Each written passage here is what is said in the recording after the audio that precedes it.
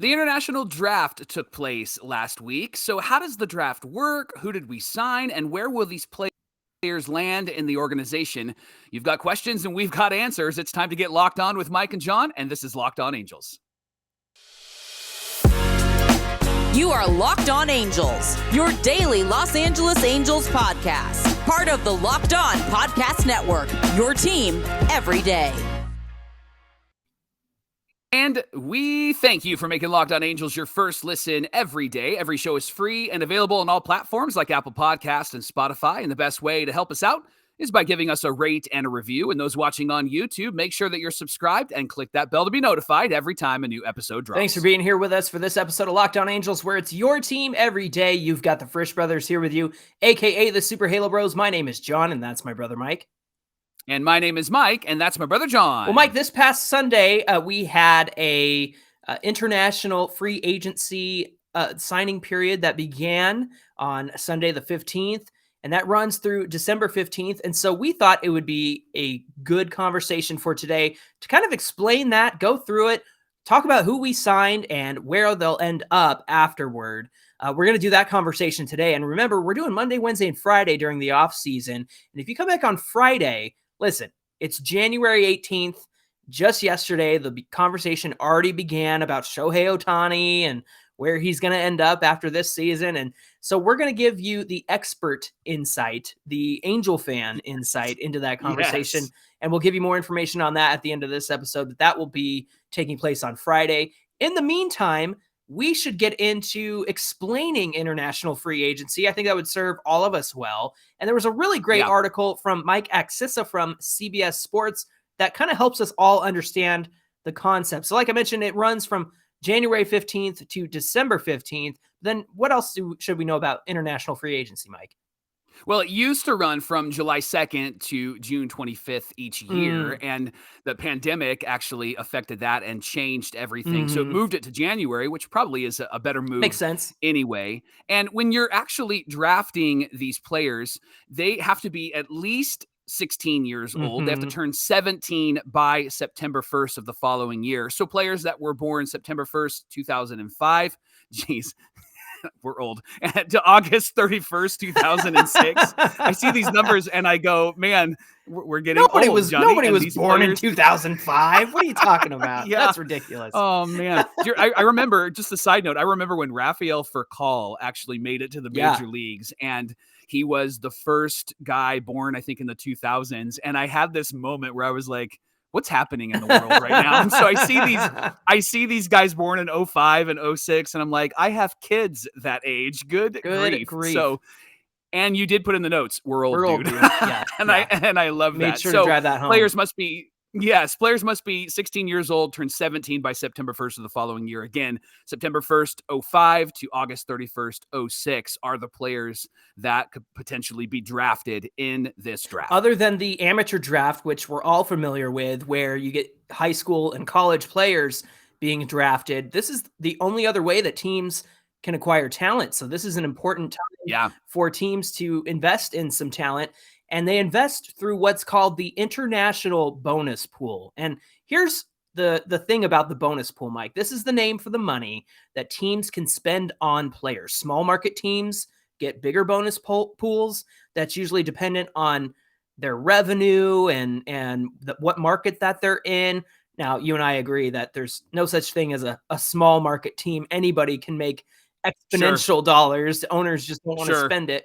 But that is tied to who's bringing in the most revenue, who's spending the most, things like that. So small market teams will get more. Big market teams, think Dodgers, Yankees, they will get less. And teams can actually trade for up to 60% of their original bonus pool money, so they can make that swap with other teams. They can send a player and add bonus pool money to that. You and I have talked a lot about qualifying offers and how it causes a team to lose a draft pick. Well, also tied to that qualifying offer is that teams will get dinged a penalty in bonus pool money. It's $500,000 that they aren't allowed to spend because they signed a player with the qualifying offer. Teams can they can pay a player a bonus. So if they really believe in them, that's usually an indication that a team really believes in somebody if they were signed to a really high salary. Yeah, so let's talk about the Angels for a moment. They had $4,644,000 in international bonus pool money. They were dinged $500,000 for Noah Syndergaard and when they signed him last offseason. And that will happen again next year because they signed Tyler Anderson. The Angels had 18 signings on Sunday. They had 6 right-handed pitchers. There's more pitching. Yay, Perry. 5 shortstops, 4 outfielders, and 3 catchers, Johnny. We had this question from Charlie Hess on Twitter. He said, what are the odds and the numbers that any of these international signings work out for the Angels or even MLB in general? And so when we asked that question, how often do these work out? Well, let me give you some names of international free agents that you've heard of. Ronald Acuna Jr., Julio Urias, Juan Soto, Fernando Tatis Jr., Heard of him. Vladimir Guerrero Jr., and somebody named Shohei Ohtani. That's fun. Hey. Because the rule that anyone under 25 has to sign a minor league deal, 23-year-old Shohei Ohtani actually had to sign a minor league contract, if you can believe it, when he came over with the Angels originally. And so that's why you often see guys like Seiya Suzuki wait until they're older so they can sign a major league deal. And what's interesting too is these are kids, man. They're 16 years old. Right. And that's, the earliest that they can be signed. And it's so you see these photos of these kids signing their contracts. Yes. I'm like, he's a baby. They're babies. Are they shaving yet? Right. Here's some names that might sound familiar to Angel fans that were a part of the international draft and signings. Kendrys Morales, Irvin Santana, Erick Aybar, Francisco Rodriguez. They were all free agents that the Angels signed. Jaime Barria, Jose Suarez, Levon Soto, Errol Vera, Edgar Caro, Densmere Guzman were all free agents that were signed in the last decade. And Johnny, I'm going to leave this little nugget just for you because it's a Jerry Dipoto nugget. And as we all know that you're a super fan of Jerry Dipoto. Oh, please. No. Barf. So let's talk about the big mistake that he made in believing in a guy named Roberto Baldequin. Yeah, this is the oopsie of the century. He signed Roberto Baldequin, who was a shortstop out of Cuba, for $8 million. So you know that they were very high on him. And they ended up paying $14 million in total with the penalties for paying as much as they did.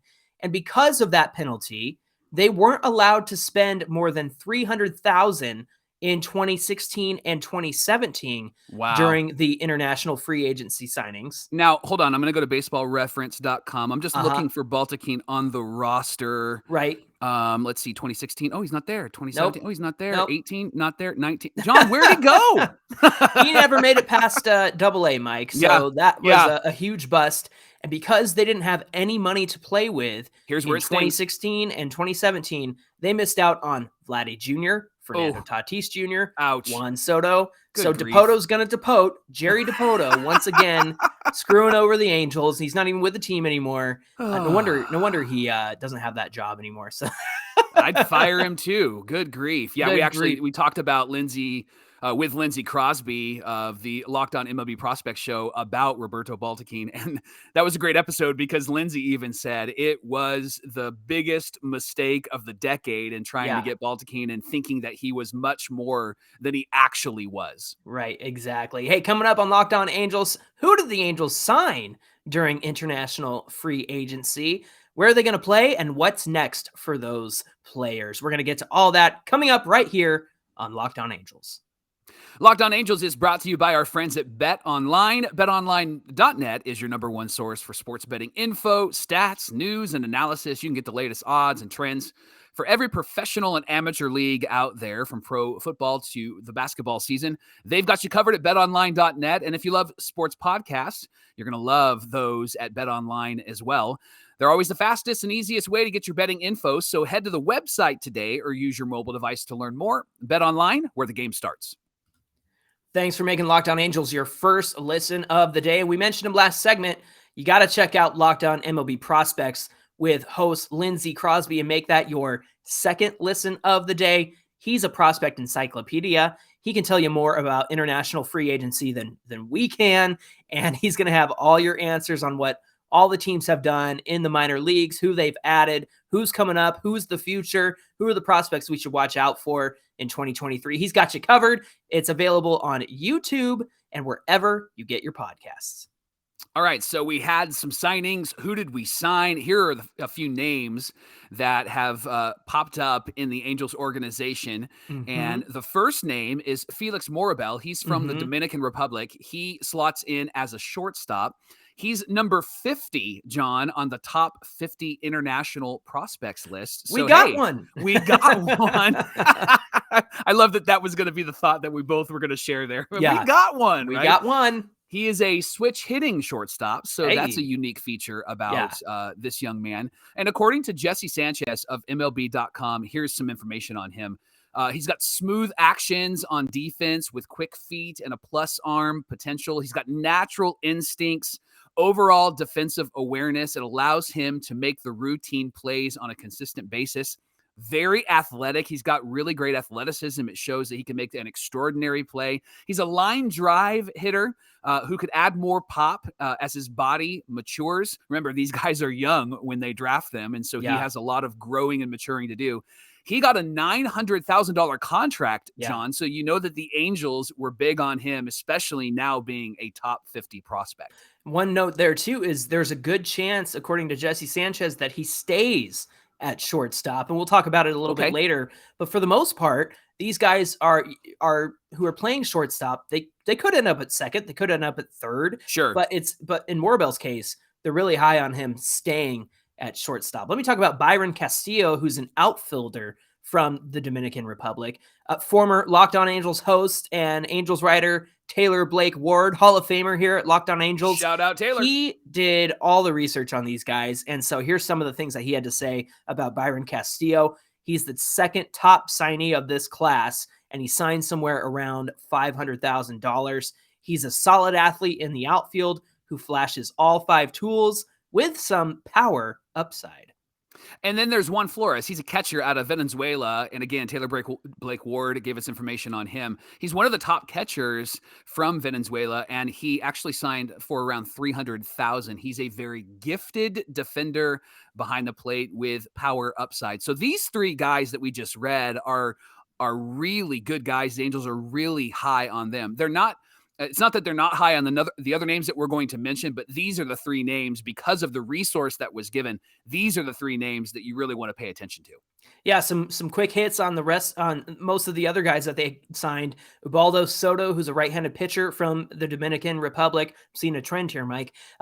Taylor Blake Ward said he's a tall and loose right-hander, good on-mound athleticism, shows flashes of 3 good pitches, and he sits 87 to 90 miles per hour with his fastball. That's great for a 16-year-old hitting 87 to 90. So that's something to look forward to right there. And then I'm going to give you 2 shortstops. Brian Martinez out of the DR and Victor Rodriguez out of the DR. Both were looked at, and Taylor Blake Ward gave us this information. Martinez is really athletic up the middle. He moves well, but he believes will likely outgrow the shortstop position. And then Rodriguez is a bigger infielder who probably slots better at third base. Right now he's at short, but probably slots better at third base, makes really hard contact, and has some major power projection. Yeah, this is great to hear. Just some good power to come up and work through the system and give us some potent offense, maybe in 4, 5, 6 years, something like that. And Yellow Marquez is the final one that we're going to look at. Of course, there were 18. These are just a handful of them. He's also a shortstop, Mike. And of course, Taylor Blake Ward mentioned that he's a left-handed hitting shortstop, makes a lot of contact, can get stronger if he's going to end up having much more of an impact. There's a good chance of staying up the middle, so probably shortstop, probably second base. And he got one of the Angels' bigger bonuses of the year. So another good signing for the Angels in terms of the resource given and who they're excited about in terms of these international free agents. And once again, the Angels did sign 18 players. They had 6 right-handed pitchers, 5 shortstops, 4 outfielders, and 3 catchers. Hey, so what comes next for these international free agents? What happens once they get signed? Well, we're going to tell you. First of all, you're going to find that these guys are going to continue training with the Angels affiliated training facilities down in, the South American area where they're from. And that's going to happen until they're old enough to go to single A or rookie ball and play there. Because again, 16 years old, a lot of these guys are really young. And so they're going to need some time and some seasoning and a little bit of work before they head up into the Angels minor league system. Now, we had talked about Albert Pujols on this Yeah. podcast. He has this personal service contract with the Angels, and a lot of questions have been around what he will actually be doing for the Angels. Well, here's some information about what Albert will be doing. He's going to be visiting and working with these players himself, so he'll be present with them, which I think is awesome, and I think it's huge for Albert. Listen, I know that the 10 years he was with us was a struggle, and then he bounced back in St. Louis, but we were excited when we first signed him, and I think what Albert actually can bring the Angels now is this veteran experience. The guy is probably one of the top, I would say that one of the top 3 hitters all time in Major League Baseball, not just because of home runs, but because of batting average and everything. And so I think he can really prepare these players on the field mentally, help them make the transition to the United States, which is so huge. And gosh, to learn from Albert Pujols, John, these players are going to benefit immensely. Mike, this feels more valuable than his entire contract that we signed with him. Amen. Like this, to have his experience and his veteran presence around these guys. And again, he's also from where they're from. And so he can relate to them. He can understand them. He can help them, like you said, transition to the United States and make that move and help them get ingratiated into the game of baseball, into MLB, and feel confident in taking that step because he's been through it. So I think that's really significant. That was like a $10 word there. Ingratiated? Is that what you said? That was good. Move on. I'm impressed. All right, you take the next bit. All right, I'll take I don't have big words for you, but so here's the contrast between the international free agency period and the international draft. Now, during the lockout and CBA negotiations, the players and the owners actually debated on the implementation of the international draft. Players actually pushed back because they like that the players have a choice. And quite honestly, John, I like that as well. I know you do as well, that they get to choose who they're going to sign with. The issue with free agency has been that when a player signs with teams, there are a lot of people who can take advantage of these young guys and their families. And then these so-called quote unquote agents, they have connections. They can skim money off the top of the contract, which is why there was some pushback. So the idea is that a draft would actually protect the players from this. MLB actually did offer even getting rid of the qualifying offer to push for the draft. And eventually MLB and the Players Union decided to wait until the next CBA in 2026 to revisit this idea. Mostly, I know that's eye roll, mostly because they were ready to put it behind him and they just wanted to play ball again. So I quite honestly, again, I just want to reiterate, I love the fact that they get to choose where they want to sign because I think it gives them the freedom to do that. And unfortunately, there are just some mean, nasty people out there, right? And so I think that maybe part of the language in the CBA would perhaps be that we hire some people with integrity and then we look at their history and let them kind of benefit with baseball and with baseball players and these players specifically and benefit financially and let them maybe manage more than one player because then you can trust these guys. They're going to do well with these guys. I get that you can't vet character and integrity to its deepest level, but I think that experience will show that some people are trustworthy and some people are not, especially with these young guys. They need trustworthy people around them. I'm glad you made that distinction because you and I talk really, really fast sometimes. And when we talk about international free agency, we interchangeably use the word draft. Apologies, because that's not what we meant. We mean the international signing period. A couple more notes, Mike. First of all, I want to mention that you mentioned we had 5 signees as shortstop. Is that going to stick? I think the best way to think about these guys at the moment is infielders and specifically middle infielders, because usually, and even with, draft picks, they are signed as a shortstop, but they'll probably end up playing second, maybe even third. Sometimes they stay at shortstop, but they'll figure out where they fit best as they continue to develop. Again, some of these guys still need to grow. They're they're, Right. 5 foot something right now. They might end up Literally being need to 6, grow. 6'4", you know what I'm saying? Yeah. And Yeah. that's why it's encouraging to hear that Felix Morrobel is probably going to stick at shortstop, because there's a pretty good idea that, that guy, he's built for shortstop. We need him to play shortstop. And that's probably a good indication that we have somebody good on our hand who could be a future shortstop. So that would be exciting to see. And then finally, I think it's important to point out, I know that we signed 18 on Sunday. Yeah. But like you mentioned earlier, it runs through December 15th. And if you remember back to last year, 2 years ago, Edgar Caro didn't get signed until much later in the free agency period. So don't think that it's over. Don't think that the Angels are done signing international free agents. They might find a diamond in the rough somewhere during this agency signing, the international signing time. And it could be an Edgar Caro or a Denzer Guzman, somebody that we're really excited about, that comes along a little bit later, that might have gotten missed at the beginning, but as the scouts spend more time looking into these players, they might find some pretty good prospects out there. And that's exciting for all of us. And one last point, we had Jeff Fletcher on the show not too long ago, and he wrote a really great article in the OC Register about how the Angels and their drafting and international signings were not fantastic. And because of Baltikine and some of those decisions, we weren't able to actually go and get anybody. These signings are huge when it comes to being successful in the future. These signings are necessary for us to be a team that's competitive, not just with superstars, but with depth. Well, look at the Astros. They got Framber Valdez and Christian Javier, like two guys. That's their whole starting rotation, isn't it? Right, exactly. International free agents. And that's why this is such an important factor.